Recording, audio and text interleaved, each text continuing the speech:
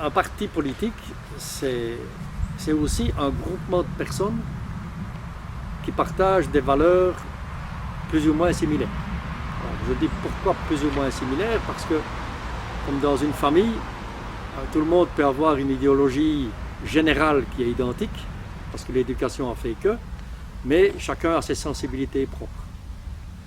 La même chose dans un parti politique, on peut avoir des gens qui ont une sensibilité générale, et prendre l'exemple au niveau du CDH, l'humanisme.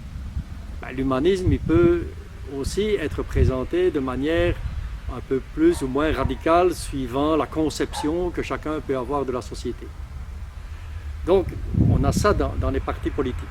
Alors, le parti politique, lui, à la différence d'un mouvement, c'est qu'il est structuré et qu'il est là en principe pour durer, avec des règles qu'il établit.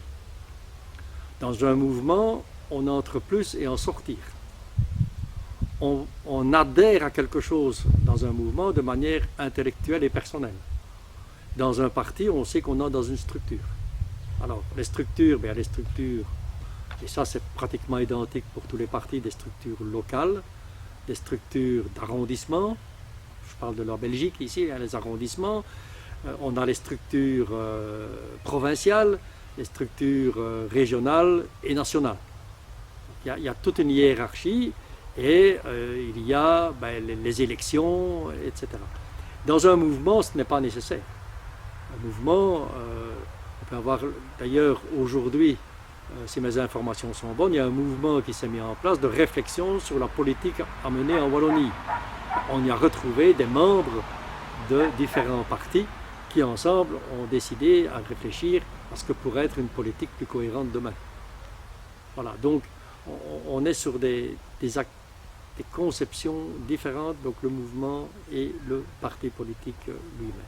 Et le but d'un parti, c'est... Alors le but d'un parti, c'est d'arriver évidemment lorsque l'on est dans les réunions plénières, lorsque l'on est dans une réunion du Parlement. Et au Parlement, on va décider de discuter et de voter une loi, par exemple, sur l'avortement ou une loi sur les retraites. C'est clair que si on veut avoir des chances de faire passer une loi, une nouvelle réglementation, on a intérêt à y aller en tir groupé. Autrement, si c'est un conseil provincial, par exemple, de 37 personnes, et que 37 viennent avec une idée différente, c'est clair que demain, il n'y aura jamais de règle qui va évoluer et on risque, je vais dire, un peu le tout et n'importe quoi. Donc le fait d'avoir, à un moment donné, des partis qui soient représentés, que ce soit bien à la Chambre, à la région, au conseil provincial, etc., ou une majorité, une minorité dans un conseil communal, ça aide quand même à pouvoir faire avancer les choses. Ouais. Puis le but au départ, c'est quand même l'élection, c'est de faire un maximum de... Alors évidemment, les partis, ils n'existent que parce qu'ils ont des élus.